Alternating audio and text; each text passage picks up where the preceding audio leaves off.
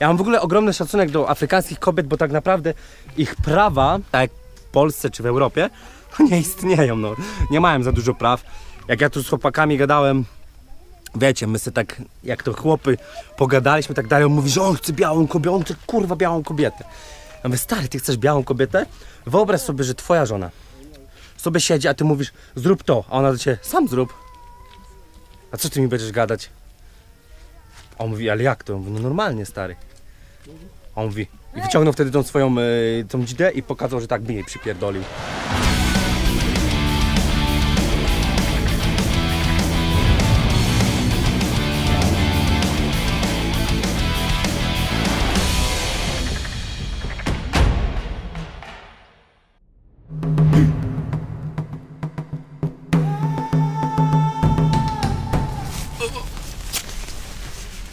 Trudny poranek, ale nie jest źle w płaseńskiej wiosce.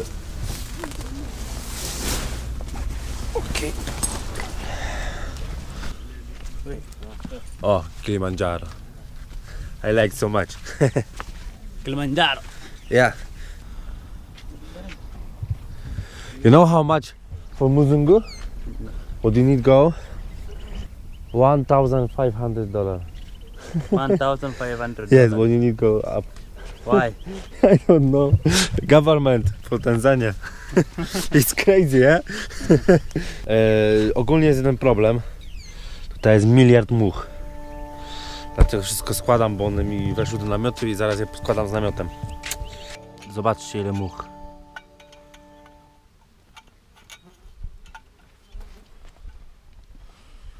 Pojebane.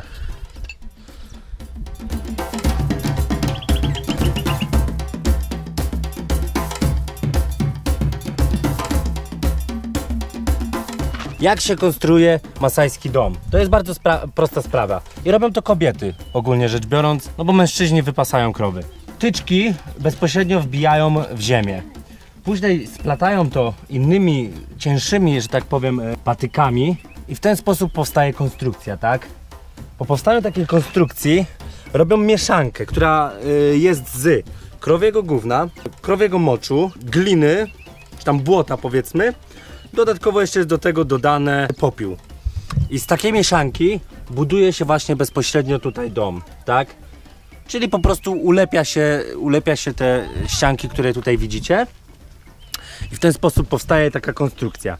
Jest to trwałe, ale nie na tyle, żeby to wytrzymało kilkanaście lat. I pewnie ktoś powie, o Boże, jacy oni biedni. Ale oni nie są biedni, bo chodzi o fakt, że to jest lud, że tak powiem, koczowniczy. Ale on się przemieszcza co jakiś czas, czyli tak naprawdę chodzą za wodą. Chodząc za wodą, nie robią tego dla siebie, tylko robią to dla bydła. Bo dla ludzi woda jest. Ale bydło pije na tyle dużo, no nie styka dla nich, dlatego oni się przemieszczają. I dlatego robią takie, wiecie, domy, no żeby to wystarczyło na 2-3 lata, czasem na rok. Idą dalej, dlatego nie potrzebują zbyt ambitnej konstrukcji. Kolejna rzecz to wiadomo, dach z, że tak powiem, z słomy. Boże, zablokowałem się. Jak widać, co tutaj pan mówił, to jest to choć nie do końca daje wiarę, ale powiedzmy, że jak tak powiedział, to chyba tak jest, że jest to ze słoniego gówna. Rzeczywiście widziałem słonie gówno i wydaje się, że to może tak być. You can mount your head because of this one, then you're going to visit inside. Mhm.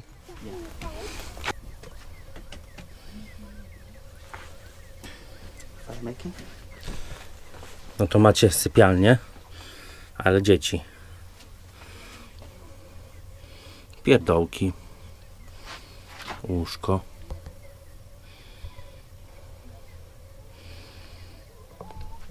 Ogólnie w pokoju jest zajebiście ciemno, co nas nie dziwi, ale coś, co mnie zdziwiło. Mają ścianki działowe. Czyli jest intymność między dziećmi a rodzicami. This is the bed for Papa and the Mama. Yeah.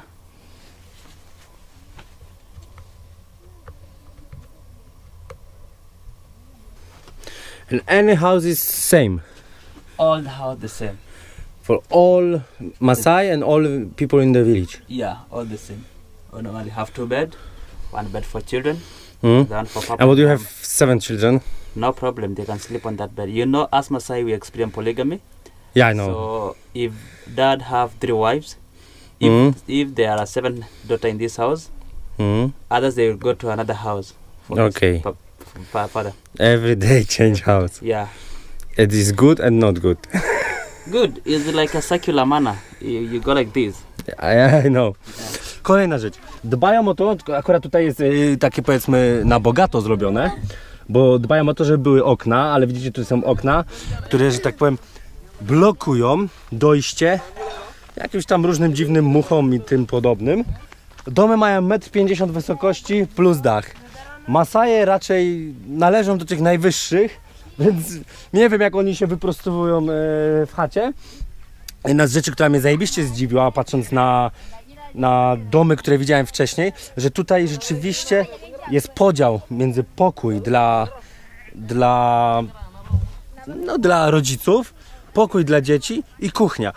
No jeszcze oczywiście jest przedpokój, tak jak widzicie. Więc delikatnie mówiąc, można powiedzieć, że to jest takie M3. Bo w M3 jest duży pokój dla dzieci, kuchnia, no akurat z łazienką tutaj jest gorzej, no i jest przedpokój. Więc tak to można traktować i w żaden sposób nie powinniście tego, że tak powiem, określać jako o Boże, jaka bieda, bo to są bogaci ludzie. Oni mają, naprawdę oni mają krowy, każda krowa jest warta $200 i tak naprawdę to są bogaci ludzie, a oni po prostu nie potrzebują lepszych domów, bo po co im dom? A dlatego, że i tak ogromną większość czasu spędzają poza domem. Czy to naokoło domu, czy to naokoło wioski. O, widzicie tu sobie owieczki, nie owieczki, kurwa, to są barany. Czy albo owieczki? Znaczy nie owieczki, w sensie kozy.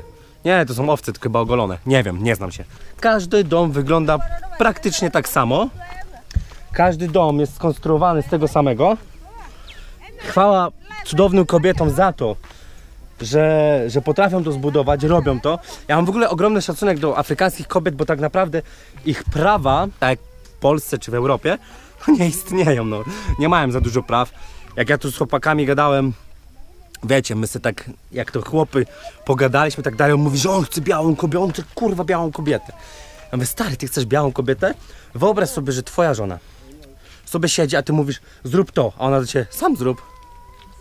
A co ty mi będziesz gadać?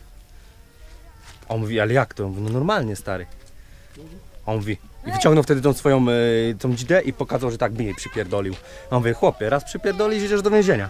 I bardzo dobrze, że się idzie do więzienia, ale chodzi o fakt, że rzeczywiście nie dość, że to jest nieakceptowane przez społeczeństwo. Powiedziałem mu, że jeżeli ludzie się dowiedzą, nie mówię, że w wiosce, ale ogólnie, ja mówię o ludziach normalnych, bo patologia zawsze się znajdzie, ale mówię, jeżeli ludzie się dowiedzą, że dokonałeś czegoś takiego jak pobicie kobiety, swojej żony, w ogóle jakiejkolwiek kobiety, to będą cię opluwać na mieście. Nikt cię nie będzie szanował. To jest koniec.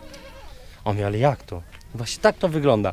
Chciałabyś Masaja, o Boże, oni są tacy wysocy, przystojni, dobrze zbudowani. No niestety. Pamiętajcie o tym, że oni są uroczy, słodcy i tak dalej, ale kobieta jest tylko i wyłącznie narzędziem do pracy. Zajmuje się rodzeniem dzieci, to jest ich życiowa funkcja.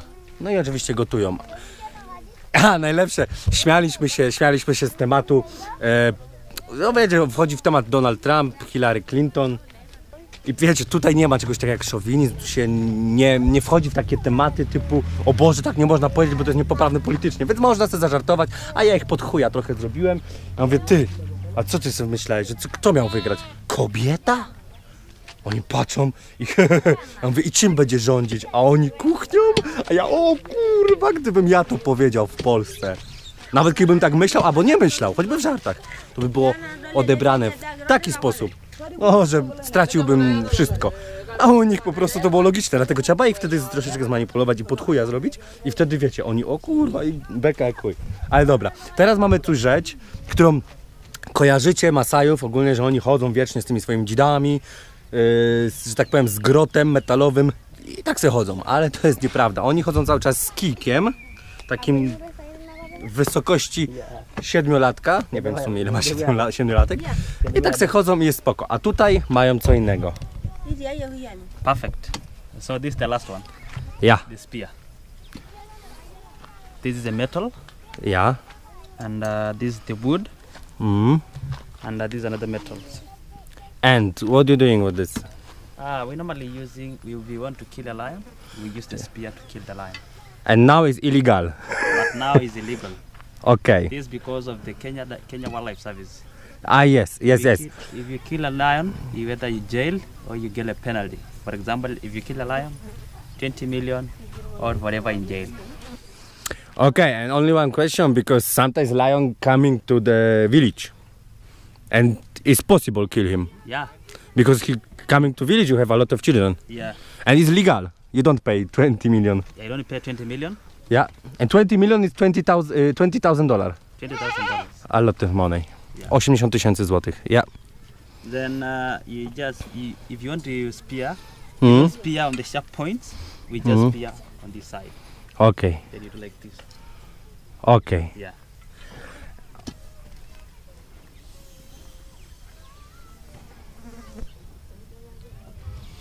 W telewizji wiecznie widzicie Masajów, którzy chodzą z takim kijem, tylko że troszkę dłuższym, z końcówką taką metalową, wiecie, niby że do zabijania.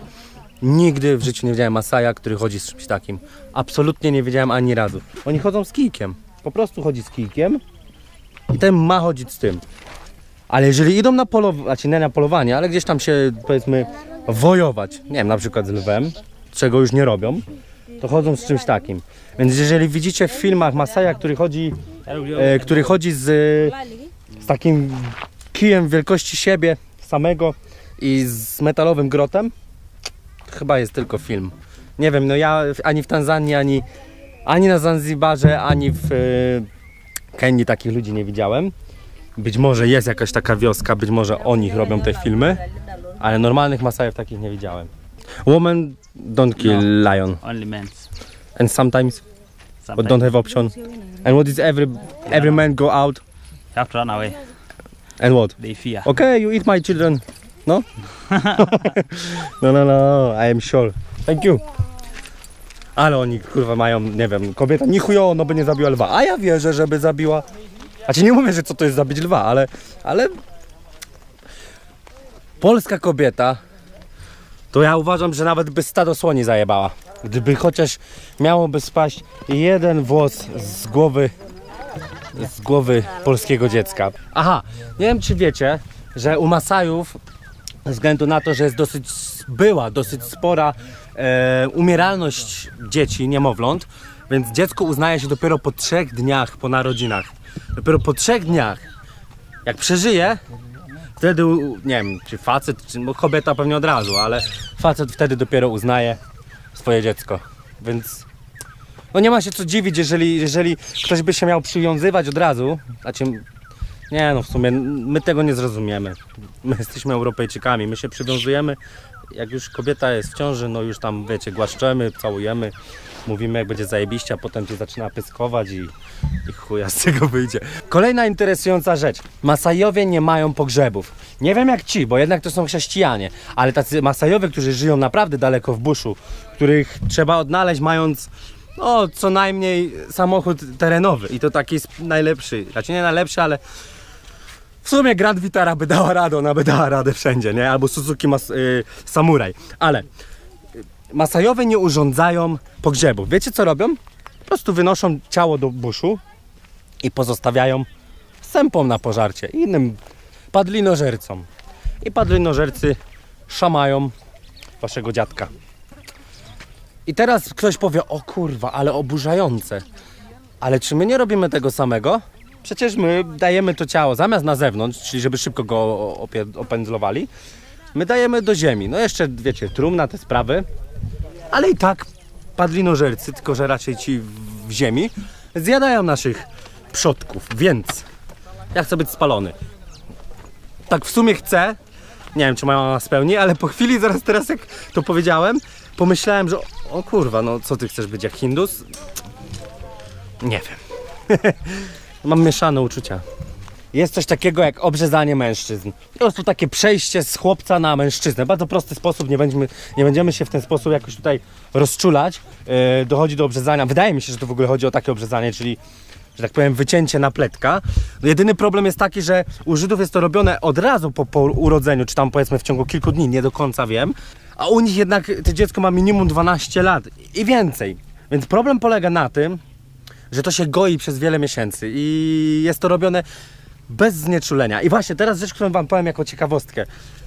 Chłopiec, żeby nie doszło do dyshonoru, nie może ani jęknąć przy tym, kiedy go obrzezają. Nie chcę porównać, ale kiedy widzieliście serial Wikingowie, tam była taka scena, nie wiem, chyba w pierwszym sezonie, kiedy jeden z tych przywódców tej całej wioski miał taki zabieg znaczy, po prostu mieli go zabić, tylko nie w sposób taki normalny, tylko mieli z jego pleców wykonać z jego żeber takiego orła, jak to nie wiem nazwać. I on jako wiking, żeby pójść do bram Walhali, kurwa, już nie pamiętam takich rzeczy, bram Walhali, nie mógł ani zajęknąć przy tym, kiedy to robili. No oczywiście jest to nie do zrobienia, ale wikingowie to byli twardziele, więc wiadomo o co chodzi. Ale nie będziemy mieszać wikingów z Masajami. Chodzi o to, że oni też nie mogą wydać żadnego dźwięku zajęknięcia, ale to nie jest tak, że ten dyshonor pozostaje na wieki. On bardzo szybko przechodzi, no bo kurwa, czego chcesz wymagać od 12-latka. Kobiety również przechodzą obrzezanie, ale jedno obrzezanie, znaczy są dwa rodzaje. Jedno jest dosyć popularne w Kenii i przechodzi go, nie wiem, czy to nie mam pewności, to sprawdzimy, ale jest napisane, że 38% populacji kraju przechodzi takie obrzezanie i ono polega na tym, że gościu z innego plemienia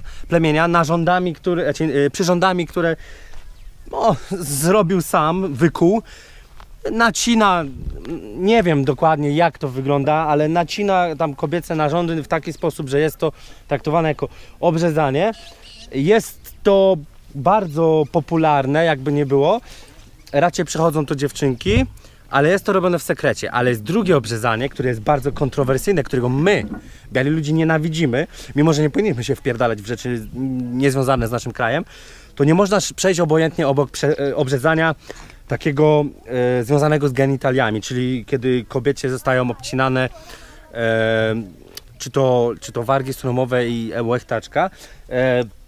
Możecie zobaczyć ten przykład, co przeżywa taka kobieta, oglądając film chyba Kwiat Pustyni, tak? To jest o somalijskiej modelce, która, że tak powiem, uciekła z domu po tym, kiedy ojciec chciał ją sprzedać staremu dziadowi i w jakiś tam sposób przy pomocy cioci przetransportowała się do Anglii i tak dalej, zrobiła ogromną karierę jako czarna modelka, ale chodzi o fakt, że to obrzezanie jest po prostu do tego stopnia skandaliczne i no nie jest ludzkie po prostu, bądźmy szczerzy. Nie wiem jak tutaj, ale na przykład w Somalii jeszcze się zaszywa tą pochwę w taki sposób, że zostaje tylko mała dziurka jak dziurka, nie wiem, jak główka zapałki. W ten sposób, żeby wiecie, podczas menstruacji po prostu kobieta, że tak powiem, wypuszczała z siebie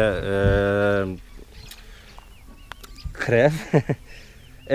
I powiem wam, że to jest bardzo skandaliczne i tutaj nie wiem, czy dokładnie tak wygląda, czy zaszywają, ale na pewno dochodzi do obcięcia genitaliów i tak dalej, ale nie chodzi już o to. Chodzi o fakt, że jest to zabronione, dzięki Bogu, przez rząd, czy to Tanzanii, czy to Kenii, bo tylko tutaj żyją, że tak powiem, Masajowie. Ramana.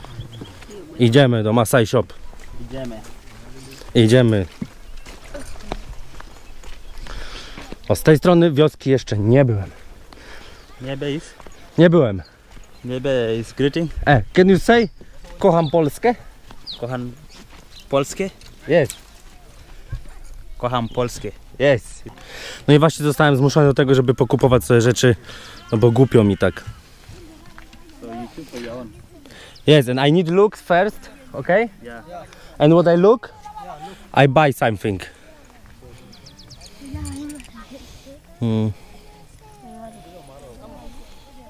W ten sposób trzeba się zmuszą do kupienia, bo no ja bym nie wyszedł stąd bez niczego.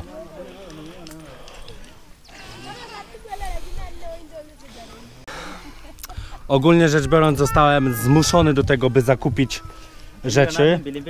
Kupiłem takie rzeczy.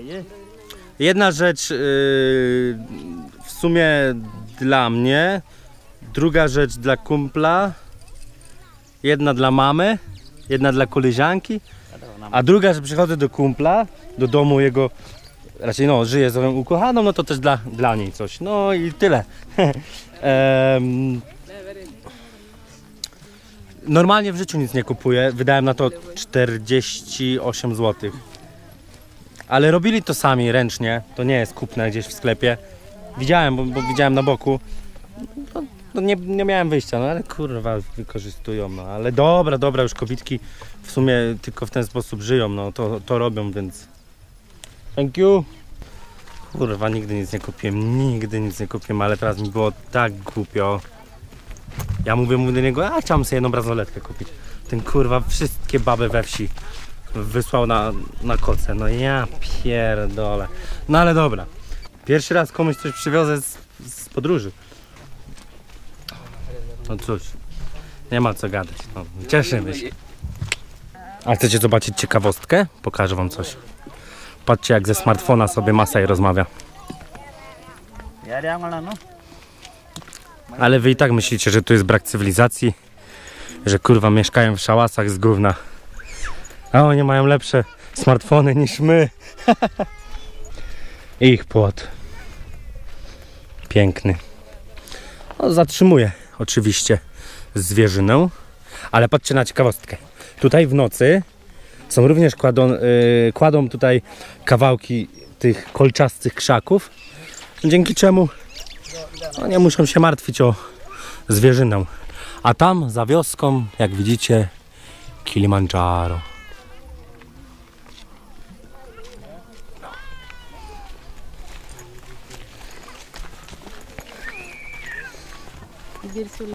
To przyszło mi się żegnać z Masajami, było pięknie, sympatycznie, spędziłem tutaj noc, nie ma co, okej, thank you. Okay. Thank you.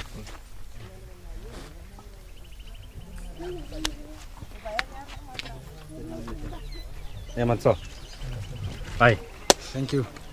You're most welcome. Bye. Nie ma co. Okay, I go to the gates. Okay. Bye. Dobra. Thank you, bye bye. Okay. Thank you. Thank you. Z kobietami to się trzeba chwycić za serce, bo aż mi szkoda, że dostają w dupę od życia. No, komfortowego życia nie mają, no ogólnie chuja mają do gadki. Mimo, że mówi się o takiej tradycji u Masajów, że kobieta może mieć męża i bzykać innych facetów, ale to jest chyba dalej, dużo dalej. W sensie innych facetów. Ona ma wielu mężów, no. Tak też się mówi. Czekajcie, poprawię się. Bo będę jechał full kilometrów. 29. Wow, you go for fishing. Where is Masai? This is Masai now. Are you okay? Look, this Masai. Zajebiście.